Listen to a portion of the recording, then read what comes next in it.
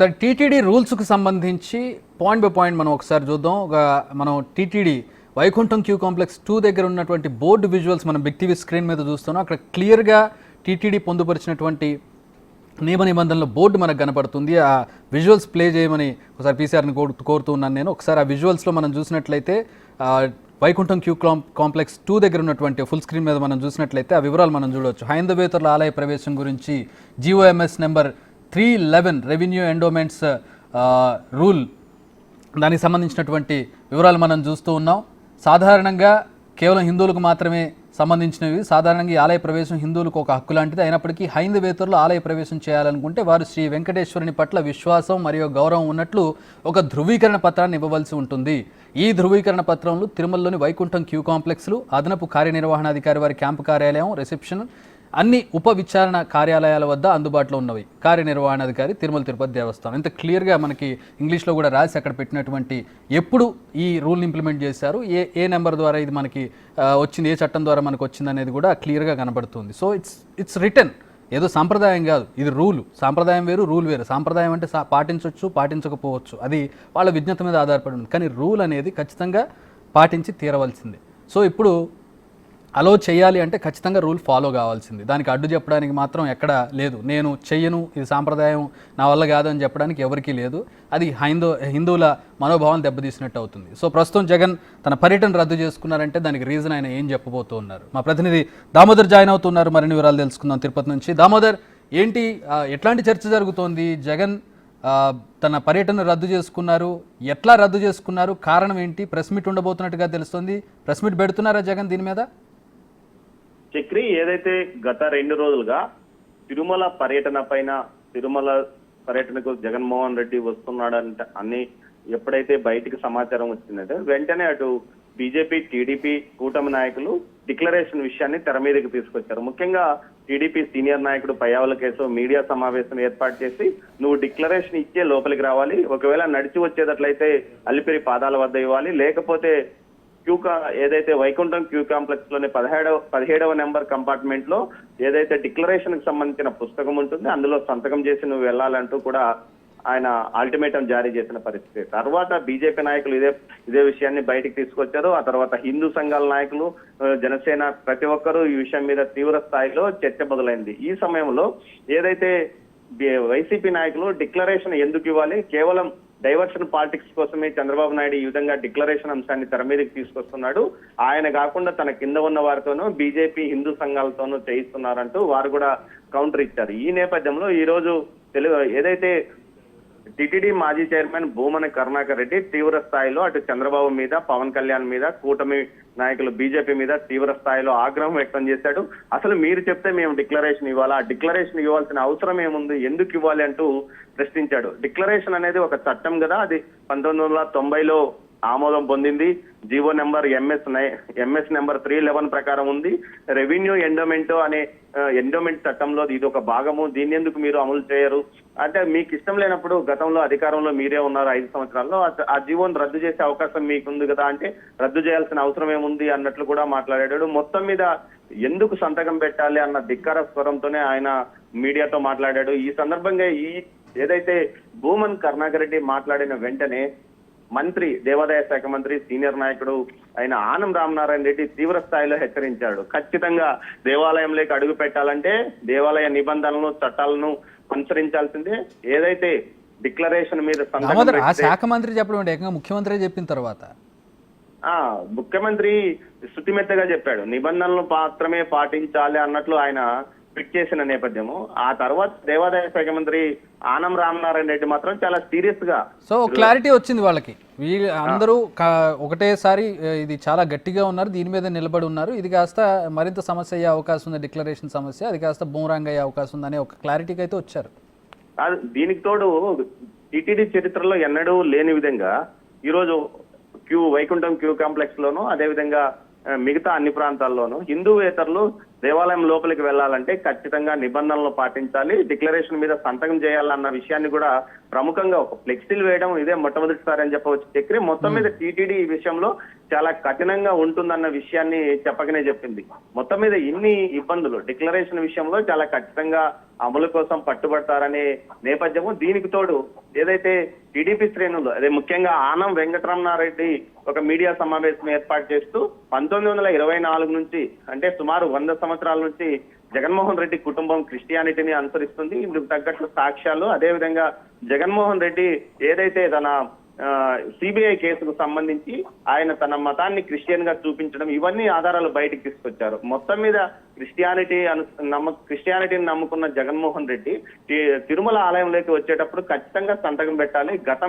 ఇప్పట్లో మాత్రం ఖచ్చితంగా టీటీడీ నిబంధనలు అమలు చేయాలి, దేవాదాయ శాఖ నిబంధనల అమలుకు అనుగుణంగానే డిక్లరేషన్ మీద సంతకం పెట్టాలనే విషయాన్ని ప్రముఖంగా చర్చకు రావడం, అది ప్రజల దృష్టికి వెళ్లడంతో పాటు పూర్తి స్థాయిలో అమలు చేయాలంటూ టీటీడీ నిర్ణయించుకోవడం, ఇవన్నీ సమస్యలుగా మారనున్నాయని తెలిసే జగన్మోహన్ రెడ్డి తన పర్యటనను రద్దు చేసుకున్నారంటున్నారు. మొత్తం మీద మరోవైపు ఏదైతే మొదట్లో జగన్మోహన్ రెడ్డి పర్యటనను అడ్డుకోవడానికి కూటమి నేతలు తాము అలిపిరి వద్ద ఆందోళన చేస్తామని చెప్పారు. ఆ తర్వాత పూర్తి స్థాయిలో ఎక్కడికెక్కడ అధినేతల నుంచి వచ్చిన సమాచారంతో మేరకు తమ నిరసన కార్యక్రమాన్ని కూడా రద్దు చేసుకున్నారు. ఎట్లా చూస్తున్నారు దామోదర్? ఇప్పుడు జగన్మోహన్ రెడ్డి తాను దర్శనానికి వెళ్ళడం లేదు, రద్దు చేసుకుంటున్నట్లుగా ప్రకటించారు. దీన్ని కూటమి నేతలు ఎట్లా చూస్తూ ఉన్నారు? కూటమి నేతలు ఖచ్చితంగా టీటీడీ తన నిబంధనలను అమలు చేస్తుంది. ఏదైతే ప్రభుత్వ వ్యవహారాల్లో భాగంగా నిబంధనలు ఎవరికైనా ఒక్కటే, ఏ స్థాయి వ్యక్తి అయినా నిబంధనలు పాటించి లోపలికి వెళ్ళాలి. అందులో భాగంగానే ఈ రోజు నిబంధనల పైన ప్రభుత్వానికి మేము సూచించిన విధంగానే గట్టిగా ప్రభుత్వం కూడా అదే రకమైన చర్యలు తీసుకోవడానికి ముందుకొచ్చిందని కూడా వారు అంటున్నారు. మరోవైపు ఏదైతే కాదు రాజకీయంగా వాళ్ళకి ఒక అస్త్రం దొరికినట్టు కదా ఇప్పుడు ఇది అంతా కూడా. అంటే మీరు చెప్తున్నది, టీడీపీ నేతలు చెప్తున్నది ఏదంటే జగన్మోహన్ రెడ్డికి తన ఓట్ బ్యాంక్ ఎక్కడ కోల్పోతాననే భయంతోనే డిక్లరేషన్ మీద సంతకం చేయలేదు. అందుకోసమే ఆయన తన సొంత ఓట్ బ్యాంక్ కోసం చేస్తున్న ప్రయత్నంలో భాగంగానే డిక్లరేషన్ మీద సంతకం చేయకుండా శ్రీవారి దర్శనానికి రావాలని ప్రయత్నించాడు. కానీ ఇప్పుడు ఇక్కడ టీటీడీతో పాటు ప్రభుత్వం గట్టిగా పట్టుబట్టడంతో ఆయన పరిస్థితి అందరికీ తెలిసిపోయిందని అంటున్నారు. మొత్తం మీద ఆయన తన పర్యటన రద్దు వెనుక ఎలాంటి కారణం పూర్తిగా ఉందో ఆయన చెప్తే తప్ప అర్థం కాదు. ప్రస్తుతానికి మాత్రం టీడీపీ, జనసేన, ఏదైతే బీజేపీ కూటమి మాత్రం ఇది తమ విజయంగా చెప్తున్నారు. డిక్లరేషన్ విషయంలో ప్రభుత్వం ఈ స్థాయిలో చంద్రబాబు నాయుడు ఈ విధమైన గట్టి పట్టుదలగా ఉంటాడని వారు కూడా ఊహించలేదు. ఎందుకంటే చాలా వరకు చంద్రబాబు నాయుడు అధికారంలోకి రాకముందు ఓ రకంగా, అధికారంలోకి వచ్చిన తర్వాత పూర్తి స్థాయిలో ఏదైతే కొంత సరళంగా వ్యవహరిస్తాడని ఉంది. అలాంటి వ్యక్తి ఈసారి నిబంధనల విషయంలో ఇంత గట్టిగా పట్టుబడతాడని, కఠినంగా ఉంటాడని కూడా వారు కూడా ఊహించలేదు. ఈ విషయం మీద ఇంటెలిజెన్స్ కూడా ముందుగానే జగన్మోహన్ రెడ్డిని అనుమతించాలి, కానీ టీటీడీకే మొత్తం విషయాన్ని వదిలేయాలి. టీటీడీ డిక్లరేషన్ విషయం మీద గట్టిగా పట్టుబట్టినప్పుడు మాత్రమే ఈ మొత్తం వ్యవహారం ప్రజలకు తెలిసిపోతుంది అన్న స్థాయిలో సూచనలు, సలహాలు ఇచ్చినట్లుంది. ఆ సలహాల మేరకే వీరు పాటించినట్లు తెలుస్తుంది. Chakri. Right, thanks for the updates Damodar. మా డిప్యూటీ ఇన్పుటేటర్ గణేష్ జాయిన్ అవుతున్నారు. దీని మీద మరిన్ని విషయాలు మాట్లాడదాం. గణేష్, ఎవరైతే అంటే కూటమి నేతలు విజయంగా చూడాలా, జగన్మోహన్ రెడ్డి సెల్ఫ్ గోల్గా చూడాలా దీన్ని?